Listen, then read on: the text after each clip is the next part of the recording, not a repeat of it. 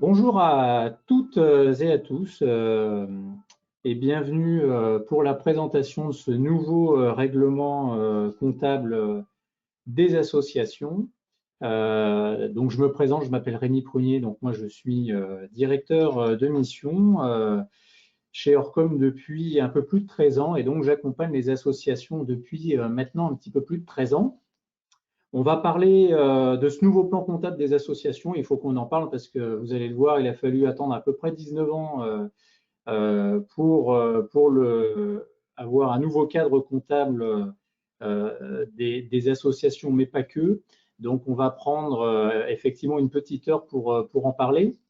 Peut-être en introduction, vous informer, vous préciser que le support qui est diffusé et que je vais vous présenter, qui est un support, on va dire, assez synthétique par rapport au plan comptable, mais qui reste quand même assez détaillé, il vous sera diffusé par mail de manière automatique. Donc, vous n'avez pas forcément besoin d'essayer de reprendre tout le contenu qui va vous être partagé. Alors, donc du coup, ce nouveau plan comptable, alors il faut savoir en introduction que ce plan comptable, ce fameux règlement 2018, hein, puisqu'il a été homologué quand même au mois de décembre 2018, donc ça commence à dater un petit peu, mais on va voir que son application, donc c'est pas trop tard, devient obligatoire à partir de 2020. Il fait suite quand même en élément de contexte sur une consultation publique quand même très large, hein. Il y a eu un processus de réforme engagé pendant près de 2 ans. Donc, on va le voir, ce nouveau plan comptable des associations, si vous voulez, il ne va pas apporter une énorme révolution technique et pourtant, on a quand même beaucoup de nouveautés puisqu'il va préciser, il va moderniser vraiment le cadre comptable des associations et des autres organismes évidemment non marchands dans un objectif vraiment d'harmonisation, on va le voir, de présentation des comptes. Alors pour vous donner voilà, un petit sommaire des points qu'on va aborder, on va pas pouvoir aborder tous les points techniques du plan comptable. Pourquoi? Parce que ce règlement 2018 en réalité, ne va traiter que des dispositions vraiment très spécifiques aux associations. Pour tout le reste des dispositions, en fait, il va faire référence de manière automatique au plan comptable général. Donc, on va évoquer ensemble les subventions d'exploitation, les subventions d'investissement, la définition des fonds propres du nouveau plan comptable, les fonds dédiés. Hein, les fonds dédiés est une disposition qui existait déjà hein, dans l'ancien règlement, mais qui a été largement renforcée dans le nouveau plan comptable des associations. Les contributions volontaires en nature, on ne va pas se le cacher, c'est vraiment, j'allais dire, le grand changement, la grande nouveauté de ce nouveau cadre comptable des associations en 2020. Donc, on va prendre le temps d'avoir vraiment un focus spécifique sur ces contributions volontaires en nature. Et puis, les autres ressources, puisqu'effectivement, on a quand même de nouvelles définitions, de nouvelles règles qui sont données dans ce cadre comptable des associations. Et on terminera globalement par vous donner quelques photographies sur ces nouveaux états financiers de synthèse qui seront attendus. Alors, c'est parti, la présentation du nouveau règlement comptable. Alors, peut-être c'est vrai, en introduction, rappeler que celui qui existait avant ce règlement 2018, c'est le règlement 99. Donc, quand je vous dis qu'il a fallu attendre à peu près 20 ans, on y est, hein, on est 19 ans après. Donc, ce règlement 2018, évidemment, il abroge complètement le règlement 99. Alors, il faut savoir que le règlement 99 qui s'appliquait aux associations, on avait un règlement 99, mais on avait derrière une décomposition souvent par type d'entité, d'activité. Si je prends l'exemple du secteur social et médico-social, ils avaient également un règlement et un plan comptable spécifique, comme dans d'autres secteurs d'activité. Là, vraiment, on a dans le règlement 2018 un champ d'application qui est beaucoup plus large.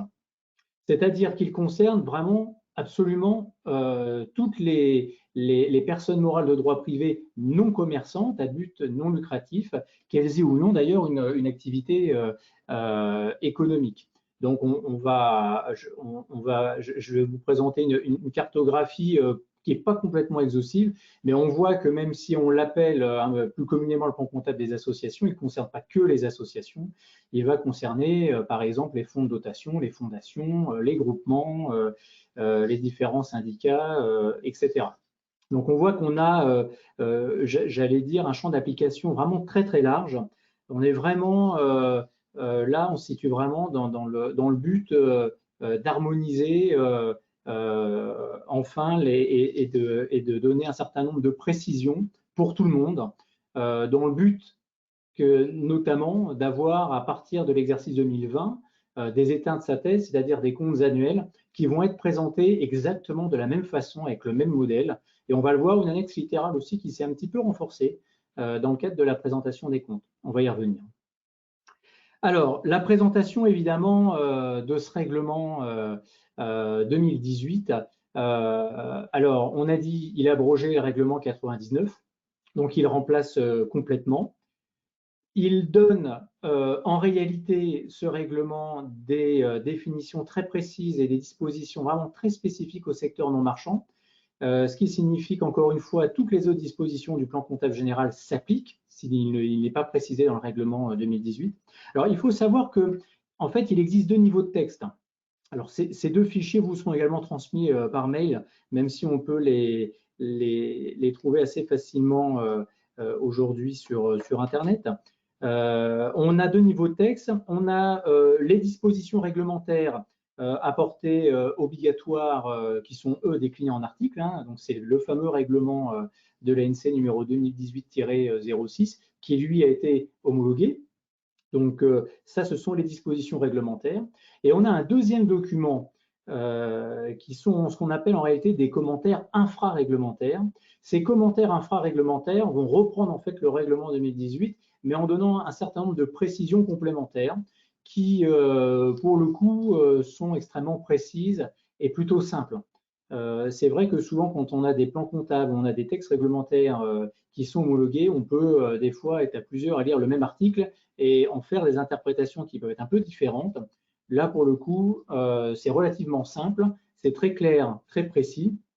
Et c'est vrai que ces commentaires infra, qui constituent en fait une doctrine, sont des explications supplémentaires qui sont très intéressantes. Voilà. Donc, ces deux documents, le règlement de 2018 et les commentaires infra, constituent ce qu'on va appeler le recueil des normes comptables, qu'on va appeler plus communément le nouveau plan comptable des associations. Voilà. Alors évidemment, là c'est le règlement 2018. On a eu quelques petits textes complémentaires et notamment un règlement qui est sorti fin 2019 par l'autorité des normes comptables, un document complémentaire spécifique pour le secteur social et médico-social.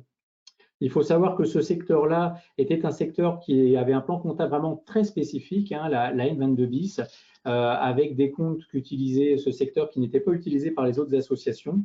Donc, toutes les associations, évidemment, déclarées privées et gestionnaires d'établissements sociaux et médico-sociaux sont concernées par le règlement 2018, mais en plus, ils ont un petit complément de l'ANC en 2019. Voilà, pour la présentation. Alors, l'application, et c'est là où vous allez vous rendre compte que vous avez bien fait de venir. L'application, elle est obligatoire à partir des exercices qui sont ouverts à compter du 1er janvier 2020. C'est-à-dire que pour tous les exercices sociaux qui sont ouverts à partir du 1er janvier 2020, vous devez, c'est une obligation, si vous rentrez dans le champ d'application, respecter ce nouveau plan comptable à partir de maintenant. Alors, il faut savoir quand même une chose qu'on ne met pas trop en avant, en tout cas qui sont assez, qui n'ont pas été beaucoup communiquées, c'est qu'en réalité, ce nouveau règlement 2018, on peut l'appliquer sur option à compter des clôtures 2019. Alors évidemment, beaucoup d'associations, fondations, fonds de dotation ne l'ont pas appliqué parce que si vous l'appliquez en 2019 sur option, évidemment, vous devez l'appliquer dans sa globalité. C'est-à-dire, on ne peut pas dire bah, la nouvelle règle des subventions d'investissement, elle m'intéresse, donc je vais l'appliquer, mais pas les fonds dédiés, etc. Donc, comme souvent, la mise en application de ce nouveau règlement peut avoir pour impact quand même de faire un état des lieux de son plan comptable, de faire une analyse et de bien le préparer.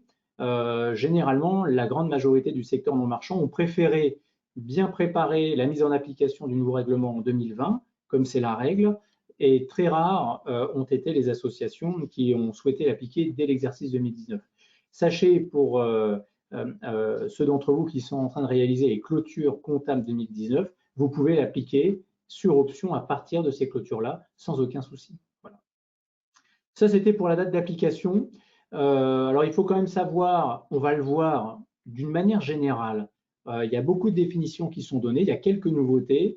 J'indiquais tout à l'heure qu'on n'a pas une énorme révolution technique, c'est surtout quand même beaucoup de définitions, mais il peut y avoir quand même par rapport à votre organisation actuelle ce qu'on peut appeler un changement de méthode comptable. C'est-à-dire qu'entre ce que vous appliquiez auparavant et les nouvelles règles à appliquer avec ce règlement 2018, soit vous allez rencontrer des différences qui vont concerner, j'allais dire, un changement de présentation des comptes, et dans ce cas-là, il n'y aura pas d'impact, j'allais dire, de façon rétrospective, soit on va faire face à ce qu'on appelle un changement de méthode comptable, et s'il y a méthode comptable, un changement de méthode, on le verra au fur et à mesure des items qu'on va parcourir.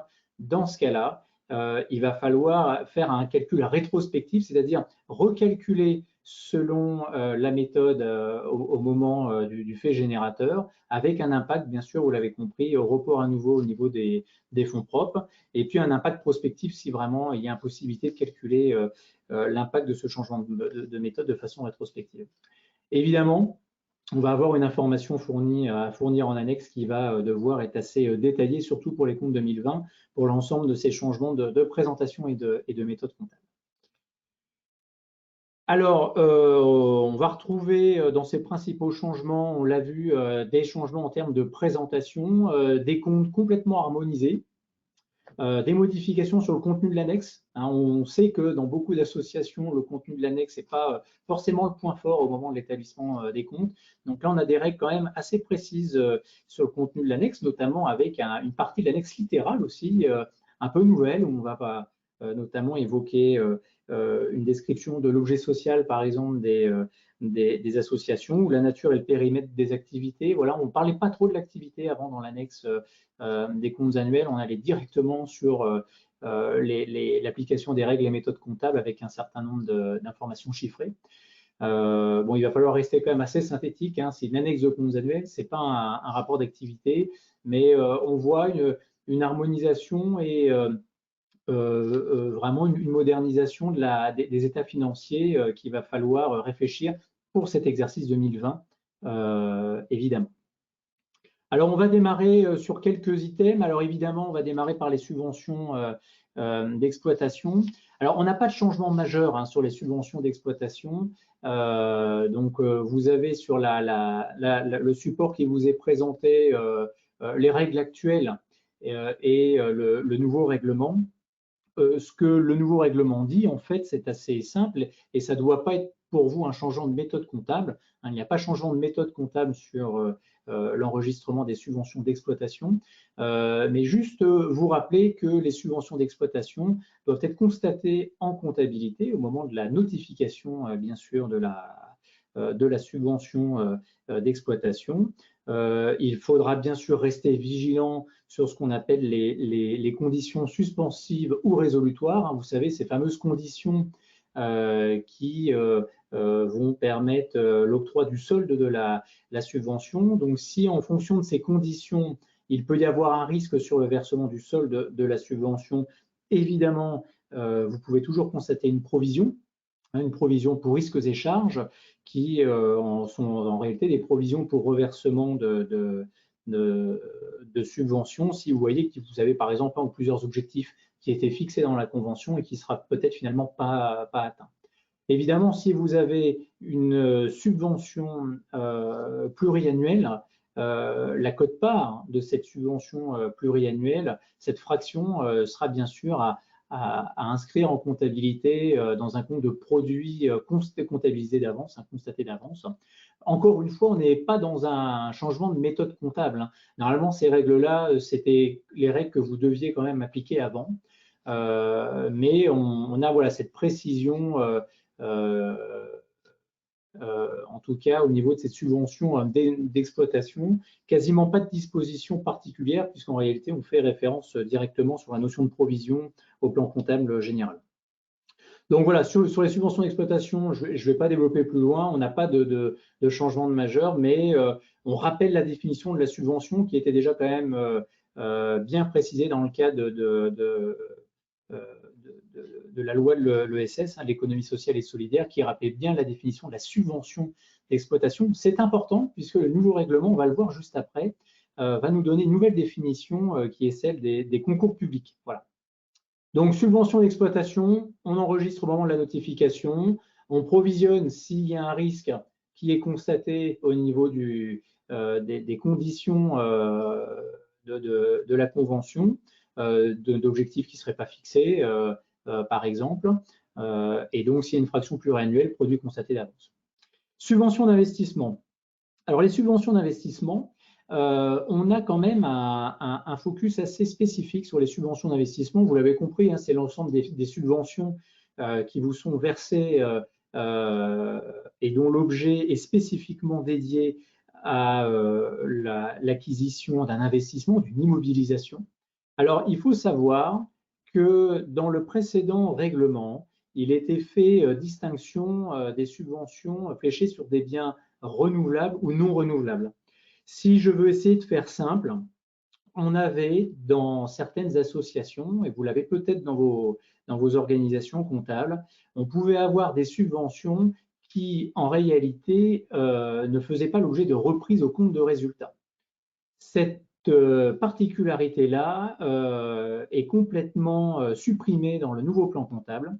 C'est-à-dire que dans le nouveau plan comptable, on ne fait plus aucune distinction sur le financement des biens renouvelables ou non. C'est-à-dire que toutes les subventions doivent faire l'objet d'une reprise au compte de résultat au même rythme que les amortissements des biens qu'elles financent.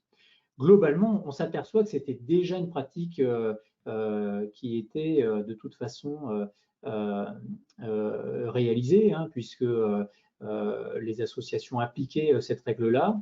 Pour les comptables, évidemment, les numéros de compte ne changent pas. On est sur ces comptes 131 et 139. Mais vous voyez bien que pour celles et ceux qui, jusqu'à présent, dans leur fonds associatif, disposaient de subventions d'investissement qui ne faisaient pas l'objet de reprise, là, on est face déjà à potentiellement un changement de méthode comptable.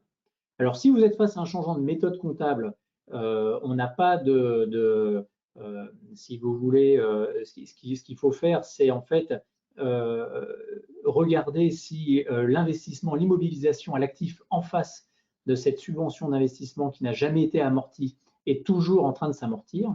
Si cette immobilisation est amortie depuis longtemps, il suffit de reclasser tout simplement dans les fonds propres la subvention. Si par contre elle concerne un bien qui est toujours en train de s'amortir, là, il va falloir utiliser la fameuse impact rétrospectif, c'est-à-dire recalculer la subvention d'investissement et sa reprise comme si on l'avait appliquée depuis l'acquisition du bien, depuis l'origine. Et effectivement, l'impact sera dans les reports à nouveau, donc dans les fonds propres. Voilà.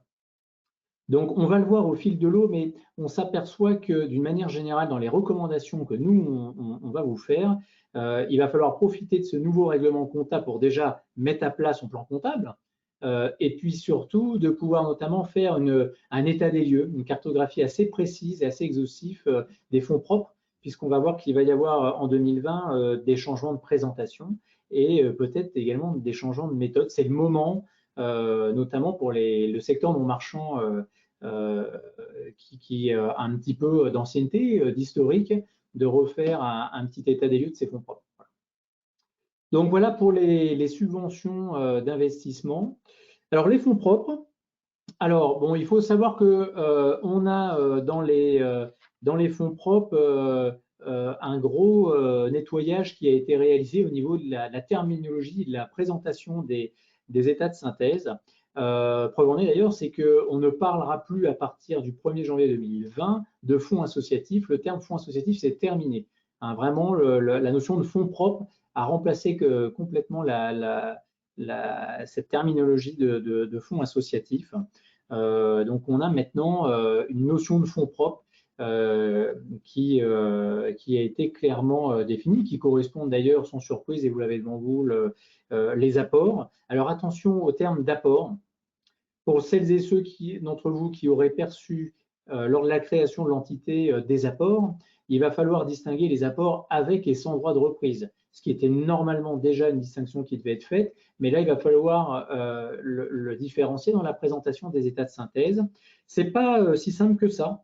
On s'aperçoit que souvent, on ne retrouve plus forcément finalement le document d'origine sur cet apport initial. Donc, c'est le moment aussi de dépoussiérer ces archives si vous n'avez plus cette information et de regarder s'il y a effectivement des conditions de reprise ou pas sur ces fonds propres. Après, on va retrouver évidemment les affectations d'excédent ou de déficit. On parle bien d'excédent et de déficit. On avait souvent dans la présentation des états de synthèse des définitions de résultats, de capitaux propres, des terminologies qui n'étaient pas forcément adaptées au secteur non marchand.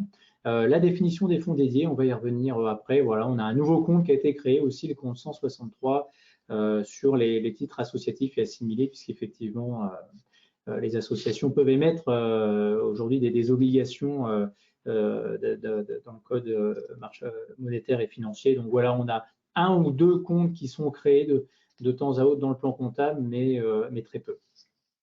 Donc voilà, donc il va falloir, on va le voir, dans ces nouveaux états de synthèse, bien présenter en fait ces fonds propres, les différentes réserves, évidemment, pour le secteur social et médico-social qui disposait de comptes de provision réglementée et de réserves très spécifiques. Évidemment, le document complémentaire en 2019 de l'ANC vous a conservé ces provisions réglementées et ces réserves. On a la provision pour renouvellement des immobilisations qui, elle, par contre, a été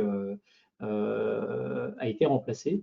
Mais globalement, voilà, là, on a une présentation des fonds propres qui va être très harmonisée à partir de 2020.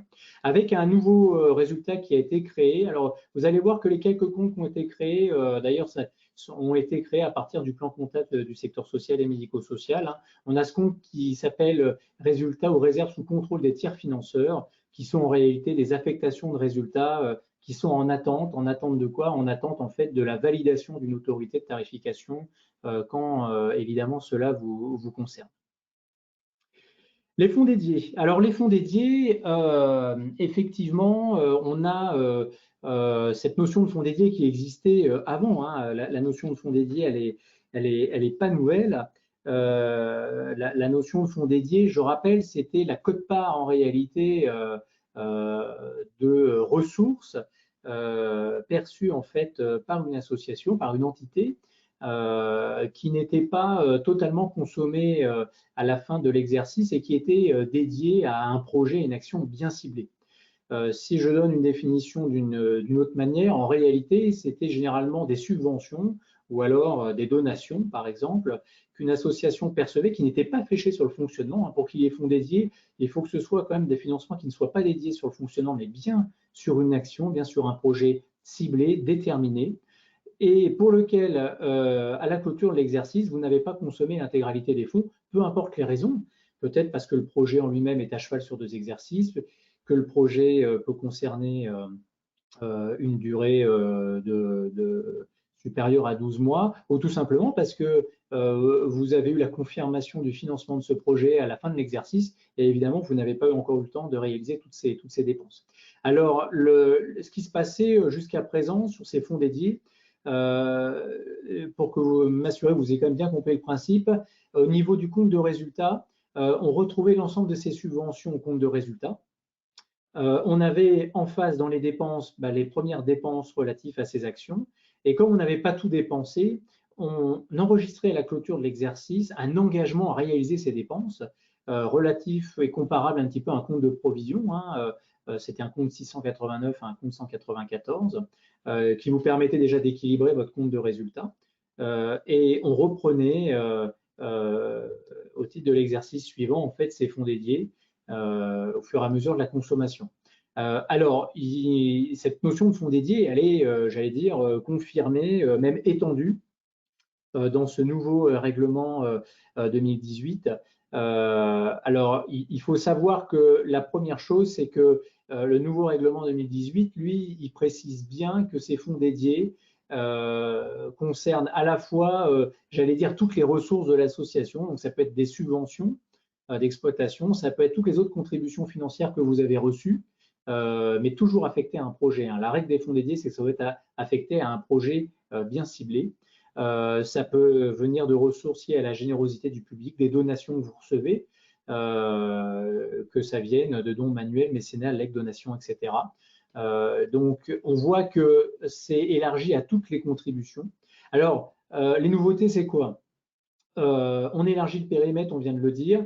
Le règlement donne la définition de la notion de projet, ça c'est quand même très important. Il faut que ce soit lié à un projet. D'ailleurs, ça existait auparavant, ça s'est encore plus renforcé cette année. On aura de toute façon, dès lors où il y a fonds dédiés, un tableau spécifique dans l'annexe des comptes qui va nous permettre de suivre la consommation des fonds dédiés, mais qui va aussi donner une information par action, par projet. Et donc ça, c'est quand même important. Donc, il va falloir évidemment, dès lors où on constate l'écriture de fonds dédiés, qu'on puisse cibler l'action et suivre la consommation dans le temps. Si je donne l'exemple par exemple d'un don, si en tant qu'association, je ne sais pas, vous avez une mission d'intérêt général ou que vous soyez reconnu d'utilité publique et que vous percevez des dons, si ces dons sont affectés à des projets ou si ce sont des dons libres, mais dont le bureau ou le conseil d'administration de l'association décide de l'affecter à une action bien ciblée, il faudra bien sûr l'enregistrer en fonds dédiés et suivre la consommation dans le temps. Voilà. Alors, ces fonds dédiés peuvent être complètement étendus sur l'acquisition d'immobilisation. Si dans le cadre de votre projet, il va falloir réaliser des investissements, vous pouvez tout à fait, avec le nouveau plan comptable, réaliser des fonds dédiés sur des investissements. On est à peu près en fait, on est sur la même règle que les subventions d'investissement, c'est-à-dire qu'on fera des reprises au même rythme que les amortissements, sauf qu'on gardera tout ça au niveau de nos fonds dédiés. Voilà, reclassement des dotations et reprises au résultat d'exploitation. Alors là, c'est quelque chose qui était quand même très attendu, c'est-à-dire que normalement, ce qui devait se pratiquer avant le règlement 2018 avec les fonds dédiés, c'était que les dotations ou reprises de fonds dédiés n'étaient ni présentées en résultat d'exploitation, en financier ou en exceptionnel, ils étaient en dehors. Et donc, ça avait pour impact de présenter un certain déséquilibre au niveau du résultat d'exploitation. D'ailleurs, beaucoup de confrères ou de comptables reclassaient ces dotations et ces reprises de fonds dédiés dans l'exploitation, ce qui était tout à fait cohérent, puisqu'on retrouvait notre subvention dans l'exploitation. Donc là, cette fois-ci, ça y est, enfin, on attend que tout ça se soit dans le résultat d'exploitation. Voilà. Alors, ça peut être dans le financier s'il y a des fonds dédiés au niveau du financier. Il faut respecter effectivement les règles de présentation du compte de résultat. Et évidemment, une précision de l'information en annexe en cas de transfert de fonds dédiés. Alors, ce transfert de fonds dédiés, c'est quoi? Ça se pratiquait déjà avant. On n'attendait pas le règlement 2018, généralement dans les associations, pour réaliser ces transferts de fonds dédiés. Le transfert de fonds dédiés, c'est lorsque on vous donne un financement sur une action, sur un projet bien ciblé. Vous avez terminé votre projet, mais en réalité, à l'issue de ce projet-là, vous n'avez pas consommé tous vos fonds. Si une collectivité vous donne 1000 pour réaliser une animation spécifique dans une école, par exemple, et que vous avez terminé votre action, elle s'est bien déroulée, mais vous n'avez pas consommé les 1000 euros, il reste encore 200 euros à consommer, généralement, on avait ces stocks de fonds dédiés, entre guillemets, qui restaient dans les fonds propres, qui n'étaient jamais consommés, c'est-à-dire avec de la trésorerie qui restait non consommée en face, évidemment l'actif.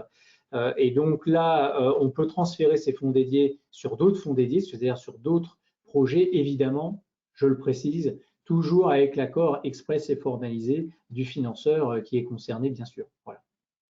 Donc voilà un petit peu pour ces fonds dédiés, qui est effectivement une information pas forcément nouvelle, encore que c'est une notion qui n'est pas forcément bien connue dans le secteur non marchand. Il est possible que des financements que vous percevez, qui étaient fléchés sur des projets bien spécifiques et non pas sur le fonctionnement même de votre activité, souvent n'étaient pas forcément suivis, je vais dire, dans les fonds dédiés.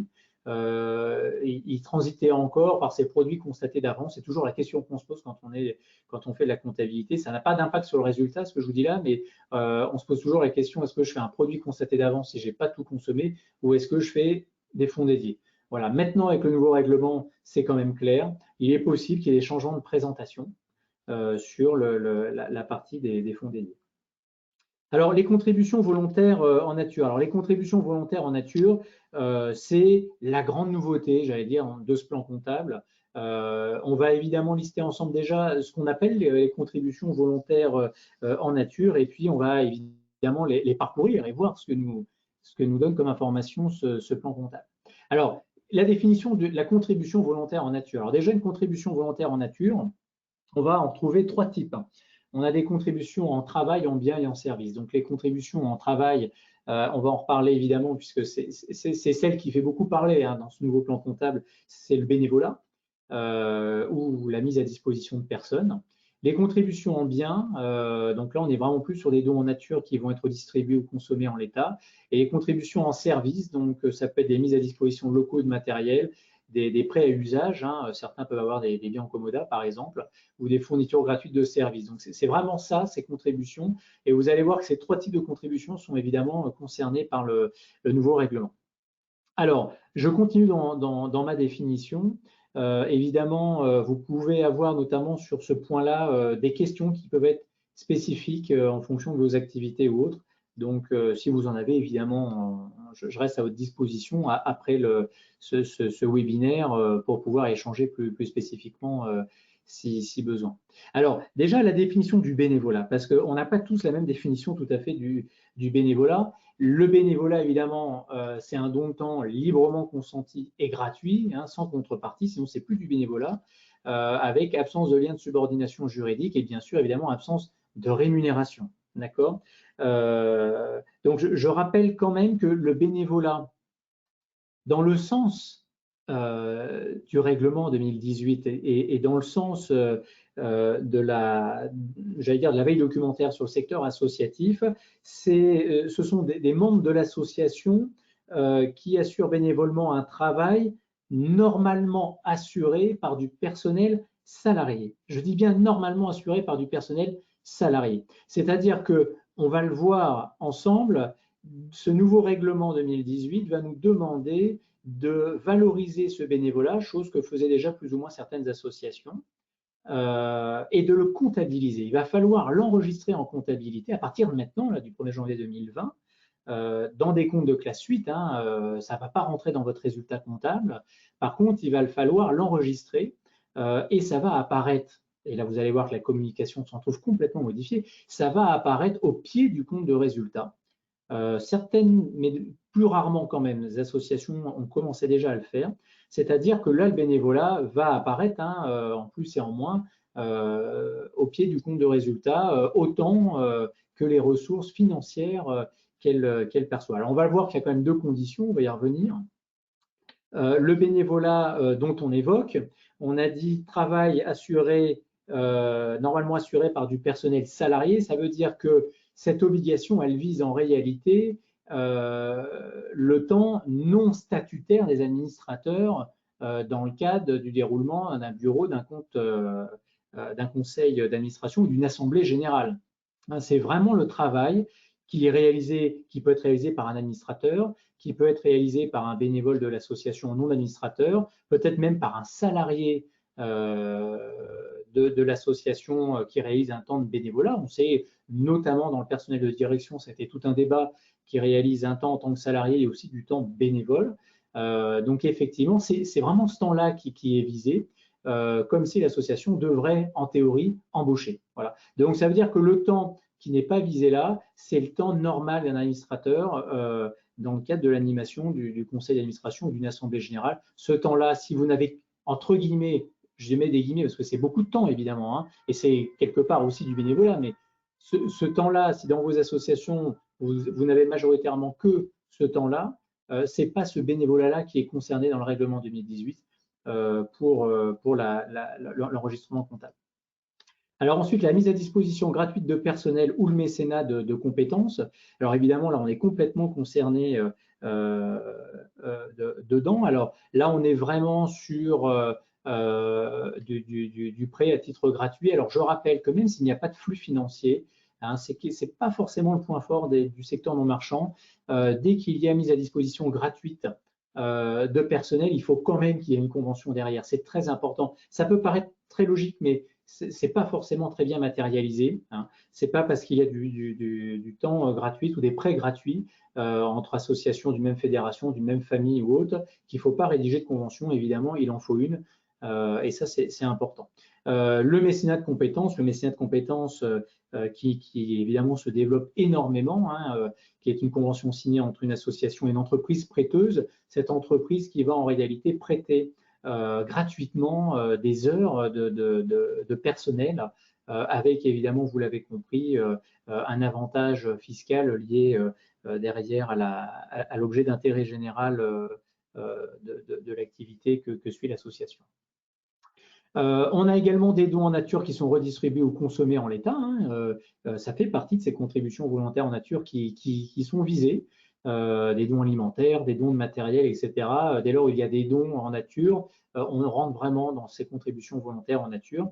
La mise à disposition de locaux ou de matériel, les prêts à usage ou le commodat. Donc là, voilà, là on est vraiment également visé par ces contributions volontaires en nature. Alors je vais y revenir hein, pour savoir comment on va valoriser tout ça, mais on voit que toutes ces mises à disposition sont concernées par ce nouveau règlement. Alors, les prêts à usage ou les biens en commodat, on a un changement de présentation des comptes. Je rappelle qu'un prêt à usage ou un commodat, alors ça concerne quand même beaucoup l'immobilier, c'est lorsque, par exemple, une collectivité va mettre à disposition à titre gratuit un bien, un immeuble, par exemple, à une association, charge à elle, pendant la durée de ce prêt à usage, d'entretenir ce bâtiment et de le restituer en l'état. On avait une règle comptable avant le nouveau plan comptable 2018 qui indiquait qu'il fallait valoriser dans les investissements à l'actif pour la contrepartie en fonds propres, hein, puisque ça restait un prêt à usage. Donc, si vous avez des biens en commodat, cette présentation comptable est caduque, elle est supprimée, il faudra la corriger et ces prêts à usage vont être valorisés plutôt dans le cadre de contributions volontaires en nature. Voilà. Alors, une nouvelle précision également sur les abandons de frais par les bénévoles. Alors là, les abandons de frais par les bénévoles, il y en a quand même beaucoup. C'est un vrai sujet dans les associations et les autres entités dans le secteur non marchand. On a toujours eu deux écoles. Hein. Comme il n'y a pas de flux financier, il y avait certaines associations qui les comptabilisaient et d'autres qui ne le faisaient pas.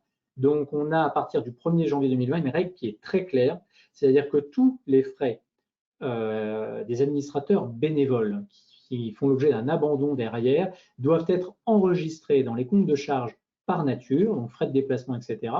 Par contrepartie, puisqu'il n'y a pas de flux financier d'un compte effectivement de dette vis-à-vis du bénévole. Et ces frais, lorsqu'ils sont abandonnés, vont faire l'objet en réalité d'un compte de produits dans votre structure. Alors de mémoire, c'est un compte 754, alors ça va être 754-12 ou un compte similaire qui s'appelle vraiment frais abandonnés par les bénévoles. C'est très important de conserver cette présentation.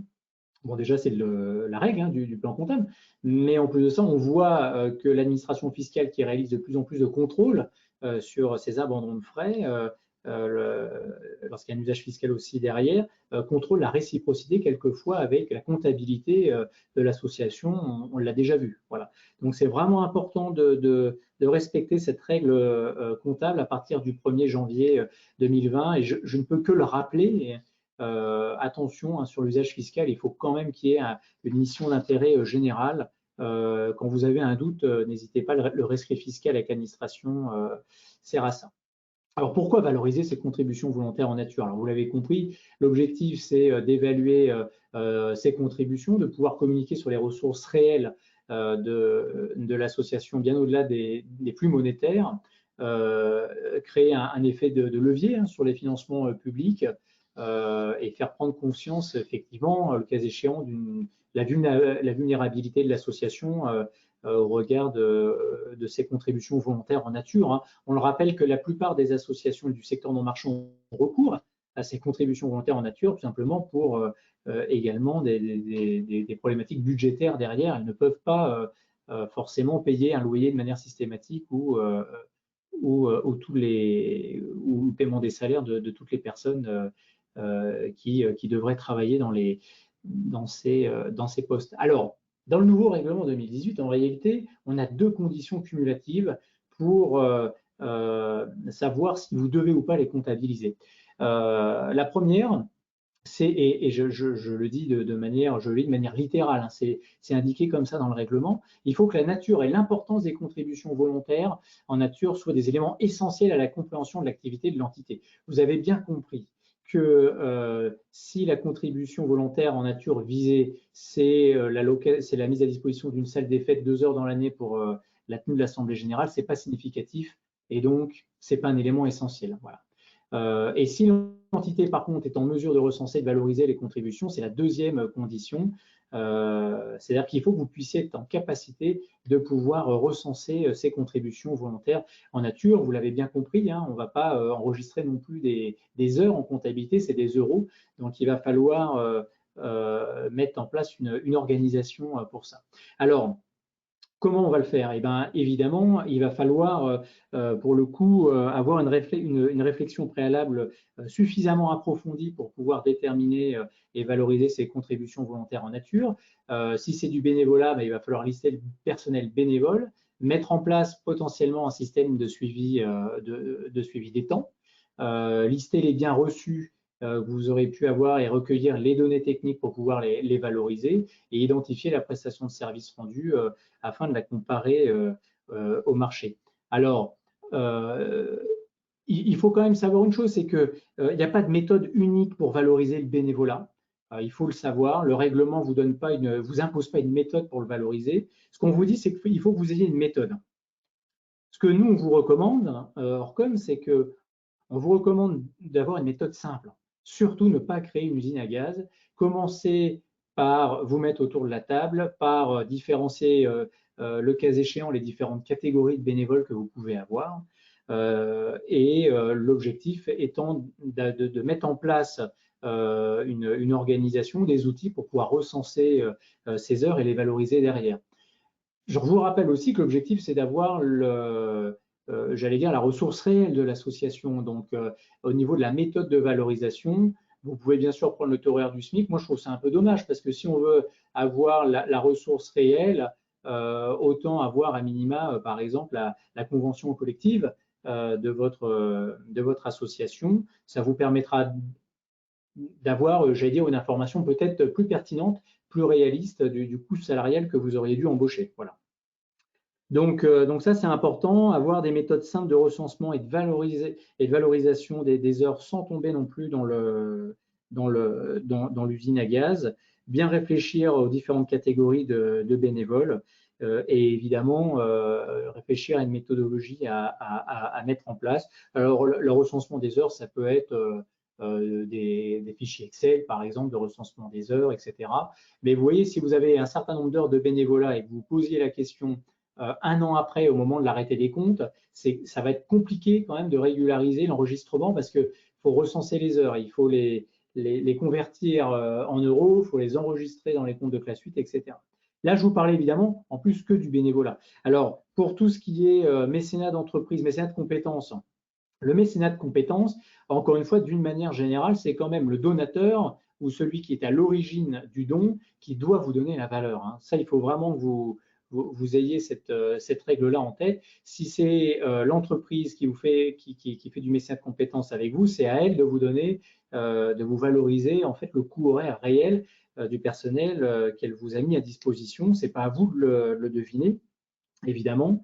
Et si on vous a mis à disposition des locaux, c'est bien, j'allais dire, aux donateurs, alors ça peut être des collectivités publiques, de vous donner la valeur de ces locaux. Donc, c'est dans ces conventions que ça doit être précisé, ces valeurs. Et si la convention de mise à disposition des locaux, elle date, n'hésitez pas à demander une valeur du marché plus réaliste. Hein. La règle, c'est la valeur vénale. Il faut que ce soit la valeur du marché qui soit retenue dans les contributions volontaires en nature. Hein. Je rappelle qu'en cas de mécénat de compétences, normalement, la convention est tripartite, hein, puisque le salarié la signe également. Sur les dons en nature qui sont destinés à être utilisés, effectivement, là, ça va être les donateurs, de toute façon, qui vont vous donner la valeur de ces dons.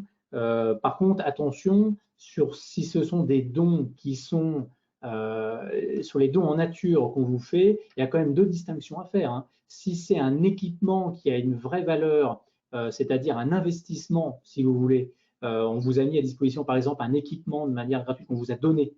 Donc, on vous le donne, cet équipement-là, mais elle a encore une vraie valeur vénale sur le marché, etc. Cette valeur-là, il va falloir quand même la mettre à l'actif, si vous voulez. Bon, si c'est, j'allais dire, un don d'un bien, j'allais dire, qui ne répond pas à la définition d'un actif et qui est plutôt, entre guillemets, consommable, bon, évidemment, on va la mettre en directement contribution volontaire en nature. Voilà. Si ce sont des dons, par contre, qu'on vous fait, qui sont destinés à de la revente derrière, c'est-à-dire qui vont être revendus par votre association, évidemment, la revente de ces dons, vous l'avez compris, là, on n'est plus dans le cadre de la contribution volontaire en nature, puisque la vente en elle-même va arriver dans les ressources, dans les produits de l'association au moment de la vente. Donc voilà, j'ai pris un peu de temps quand même pour ces contributions volontaires en nature, hein, vous le voyez, là, qui vont être enregistrées en compte de classe 8, parce que c'est vraiment la grande nouveauté de ce plan comptable. Et on voit que même des associations d'une taille plus petite peuvent être très concernées par la valorisation de ces contributions. Pour le reste des éléments et des autres ressources, je vais aller un petit peu plus vite parce que on est plus dans le cadre de définition. Alors les contributions, on a une nouvelle définition, voilà, qui est le concours public. Donc le concours public, c'est un nouveau compte que le secteur social et médico-social, encore une fois, connaît bien. C'est le compte 73. Voilà, c'est un nouveau compte qui est dans le nouveau plan comptable. C'est-à-dire que là, en termes de présentation, on vous dit que vraiment tout ce qui est contribution publiques, hein, d'une autorité administrative, mais qui ne sont pas des subventions, vous devez les mettre dans ce compte 73. On avait vraiment des fois plusieurs écoles, tout ce qui ne relevait pas de la subvention, mais versé par des autorités administratives, pouvait être des fois enregistré dans des comptes de produits divers, de transfert de charges, etc. Donc voilà, et il y aura peut-être des petits changements de présentation. Encore une fois, hein, je me répète, mais profitez de ce nouveau plan comptable pour remettre à plat en 2020 vraiment votre plan comptable. C'est des fois des choses qu'on se dit chaque année, mais qui sont pas toujours faites parce que c'est pas forcément la priorité. Là, il faut le faire parce que c'est le moment. Voilà. Donc voilà, les dons, pas de changement particulier. On est sur les comptes 754, donc on n'a pas de changement de méthode comptable. On l'a dit tout à l'heure, si c'est rattaché à un projet, ce sera des fonds dédiés. Voilà. Les contributions financières, voilà, ça fait partie de ces définitions. Donc là, on a une notion de contribution financière qui est tout simplement un soutien facultatif hein, octroyé à une entité à une autre entité. Donc voilà, on a dès la signature de la convention ces autres contributions financières que vous pouvez recevoir doivent être évidemment, si elles relèvent de l'activité courante, être enregistrées en compte 755. Donc voilà. Pas de changement particulier, mais on voit un point à faire en termes de présentation des comptes.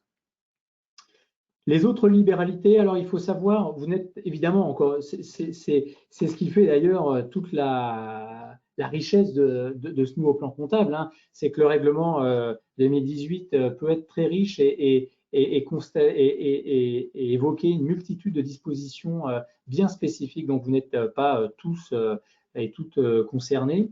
Il faut savoir que sur tout ce qui est, on va dire, les ressources, les libéralités, on a quand même un sacré changement de méthode comptable. Alors là, je vais viser les donations, les legs et contrats d'assurance vie, mais on avait en réalité une méthode auparavant qui était de dire qu'on constatait en réalité les donations ou les legs au moment de l'encaissement effectif du bien. C'est-à-dire qu'elles venaient en comptabilité au moment où on encaissait le bien. Alors là, on a un changement de méthode comptable. Il faut savoir que le fait générateur maintenant, c'est l'acceptation du bien. c'est-à-dire que vous ayez encaissé ou pas votre don, votre legs, dès lors où on accepte, dès lors où la date d'acceptation est validée, il doit apparaître en comptabilité. Alors ça, c'est important puisque on va avoir il y a un nouveau compte d'ailleurs qui est créé, un dispositif, ce qu'on appelle de fonds reportés pour les ressources qui ne sont pas encore encaissées au moment de l'acceptation du bien. C'est important ce qu'on est en train de se dire là, parce que là, pour le coup, vous pouvez avoir des sacrés changements de méthode comptable, notamment pour des legs et des dons dont vous savez que vous êtes en tant qu'association, fondation, fondation haute ou groupement spécifique, le destinataire, le bénéficiaire, mais vous ne l'avez pas encore encaissé. Donc voilà, là, il peut y avoir effectivement un changement de méthode. Donc il faut l'avoir en tête, encore une fois, vous n'êtes pas tous concernés, mais sachez que ça existe et c'est un changement du nouveau plan comptable. Avec une distinction si les biens sont conservés ou pas conservés. Vous avez effectivement un changement, une présentation comptable un petit peu particulière. Donc voilà, donc ça c'est bien faire l'inventaire pour les associations qui ont une mission, une reconnaissance d'intérêt général et qui perçoivent quelques dons, mais surtout, et là j'insiste, pour celles et ceux qui sont dans des entités qui sont reconnues d'utilité publique et qui font appel à la générosité du public, on a dans ce nouveau plan comptable et dans ce règlement 2018 des dispositions très particulières.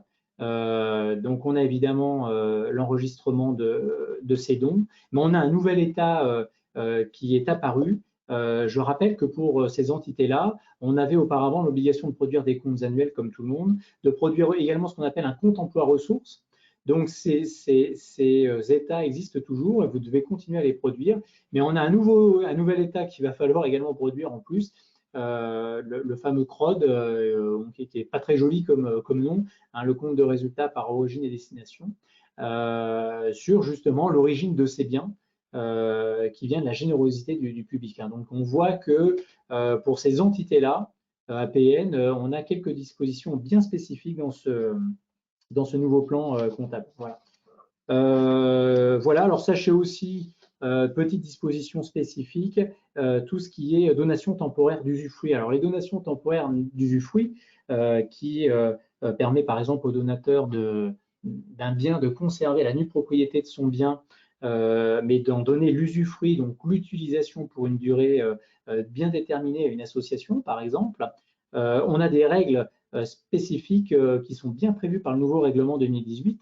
Avant, il n'y avait pas, hein, dans le règlement 99, il n'y avait aucune règle hein, qui était donnée. Donc, ces fameuses DTU, donations temporaires d'usufruit, ce sont des nouveaux postes qui vont arriver au bilan, hein, comme ces fonds à reporter pour les legs et donations, qui n'existaient pas avant. Donc, soyez vigilants. Hein, je ne vais pas rentrer plus dans ce détail-là, mais pour celles et ceux d'entre vous qui se sentent concernés par tout ça, c'est le moment de, pareil, un petit peu comme j'évoquais tout à l'heure sur l'état des lieux et l'inventaire des fonds propres, c'est vraiment le moment de faire l'inventaire et l'état des lieux complet des legs et des donations en cours, quitte même, si vous n'êtes pas sûr de tout avoir comme information, de faire circulariser vos notaires, hein, ça ne faut pas hésiter à le faire. Ça vous permettra d'avoir un état des lieux exhaustif en fait de tous les legs et dons dont vous pouvez disposer, parce que là, il va y avoir quand même un impact dans la présentation des comptes quand même assez non négligeable. Alors, sur les états financiers, je vais le parcourir très vite, c'était juste pour vous dire, vous ne le voyez peut-être pas très bien, mais dans le règlement 2018, vous avez en réalité les modèles des états financiers, et dans les modèles des états financiers, il va falloir les respecter à la lettre pour 2020, hein, de manière obligatoire. Donc, dans l'actif du bilan, on n'a quasiment aucune modification. Dans le passif, on voit que tout ce qui est souligné en rouge, ce sont les changements de présentation comptable par rapport au bilan d'avant. Donc, on voit qu'on n'a plus de fonds associatifs. Hein, on distingue bien les fonds propres avec et sans droit de reprise. On retrouve nos fonds reportés sur les legs et donations. C'est des postes qu'on n'avait pas avant. Voilà. Bon, après, tout ce qui est subventions d'investissement et fonds dédiés, c'était des choses qu'on avait déjà, hein, mais qui effectivement font l'objet d'une présentation nouvelle dans les états de synthèse. Alors, le compte de résultat. Alors, le compte de résultat, ça peut peut-être vous faire un peu sourire, mais il y a beaucoup d'associations qui ne vont pas du tout présenter la même forme du compte de résultat en 2020, puisque cette fois-ci, la présentation en liste est devenue obligatoire. Donc, il va falloir bien présenter les produits et charges d'exploitation d'un côté, le résultat financier de l'autre, etc. Fini le tableau Excel où on présentait toutes les charges d'un côté et tous les produits de l'autre. Effectivement, on voit quand même que dans le chantier de l'harmonisation de présentation des comptes que donne ce nouveau règlement 2018, on voit qu'il peut y avoir aussi un peu de travail, de préparation. Certaines associations vont sans doute devoir aussi peut-être s'outiller un peu, se professionnaliser, faire peut-être l'acquisition de logiciels comptables, par exemple, qu'ils n'avaient pas forcément. On peut toujours faire des comptes sur Excel, mais on voit qu'il va falloir respecter aussi à la lettre ces nouvelles présentations et donc redoubler de vigilance pour être sûr de ne pas faire d'erreur. Donc, c'est vrai que de plus en plus, on recommande quand même si vous pouvez, de plus faire, d'éviter ces tableurs Excel et de pouvoir vous professionnaliser un petit peu plus si évidemment budgétairement vous pouvez le faire. Alors, la nouveauté, elle est là. Au pied du compte de résultat, ce que vous avez là, c'est les fameuses contributions volontaires en nature, qui là vont apparaître vraiment tout de suite pour les associations qui valorisaient déjà le bénévolat, mais qui le valorisaient dans une information un peu noyée dans l'annexe des comptes, que presque personne ne regardait si on n'attirait pas l'attention en assemblée générale, puisque très peu de personnes regardent l'annexe des comptes. Là, on voit bien que la contribution volontaire en nature va apparaître tout de suite par les différents lecteurs de vos comptes. Voilà. Donc là, on a vraiment un vrai état des lieux à faire sur ces contributions volontaires en nature. Et puis, voilà, une annexe des comptes pour terminer, je l'ai dit, voilà, qui a été aussi un petit peu revue. Voilà, c'était pas le point fort des petites associations, on va le dire. Donc là, pour tout le secteur non marchand, on a un travail un peu d'harmonisation sur l'annexe des comptes. Ce que je trouve très bien, c'est qu'on parle aussi de l'activité de l'entité. Voilà, on n'est pas, j'allais dire, ciblé sur les méthodes comptables, les éléments chiffrés, etc. On les retrouve, mais on va avoir une description quand même de l'activité de l'entité, etc. Donc on voit qu'on a voilà, quelques informations qui vont être détaillées dans l'annexe.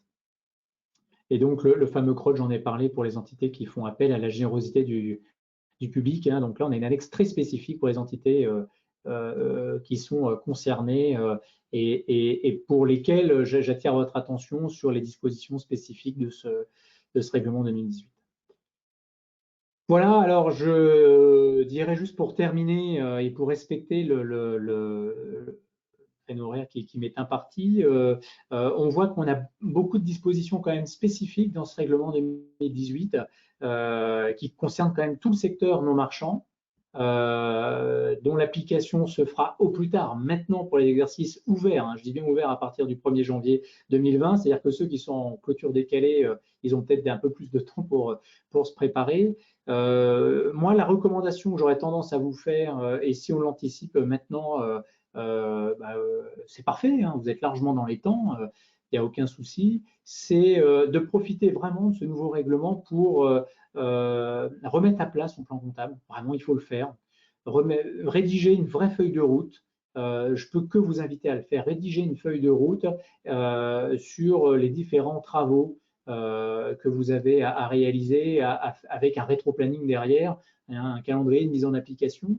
Et puis voir si vous avez du bénévolat, des legs, des locaux mis à disposition, des changements de présentation à prévoir par rapport aux méthodes comptables que vous avez l'habitude aussi de présenter et d'organiser.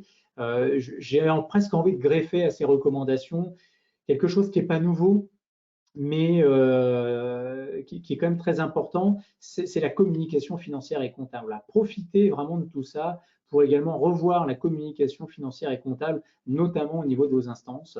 Et si vous voulez en savoir un peu plus, si vous avez des questions en particulier, surtout n'hésitez pas, vous avez voilà, les coordonnées qui s'affichent sur cet écran-là et on vous enverra évidemment tous ces supports par mail. Merci à vous, très bonne fin de journée et puis peut-être pour certaines et certains d'entre vous, à bientôt. Bon après-midi, au revoir.